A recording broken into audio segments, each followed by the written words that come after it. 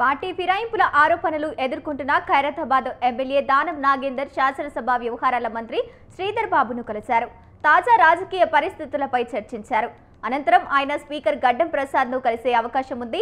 Speaker ఇచ్చిన అనర్హత నోటీసులకు సమాధానం ఇచ్చేందుకు మరికొంత సమయం కోరుతున్నట్లు తెలుస్తోంది. ఇప్పటికే ఈ విషయం ఏఐసీసీ పెద్దలతో దానం సంప్రదింపులు చేశారు.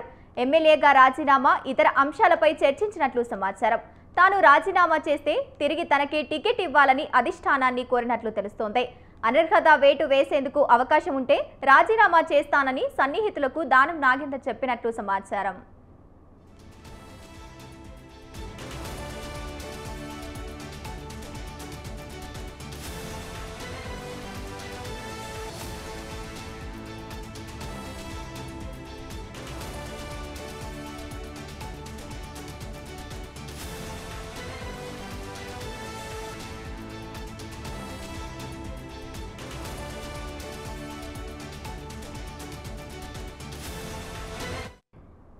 ఎమ్మెల్యేల అనర్హత వ్యవహారంలో అఫిడవిట్లు సమర్పించని దానం నాగేందర్ కడియం శ్రీహరికి ఇప్పటికే స్పీకర్ నోటీసులు ఇచ్చారు.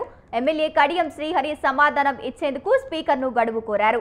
నియోజకవర్గ ప్రజలు న్యాయ నిపుణులతో చర్చించినట్లు కడియం శ్రీహరి చెబుతున్నారు. స్పీకర్కు రిప్లై ఇవ్వకపోవడానికి ప్రత్యేక కారణాలు ఏమీ లేవని చెప్పారు. ఉప ఎన్నిక వచ్చినా తానే పోటీ చేస్తానని, ప్రజలు గెలిపించే కూడా తననే గెలిపిస్తారని కడియం ధీమా వ్యక్తం చేశారు.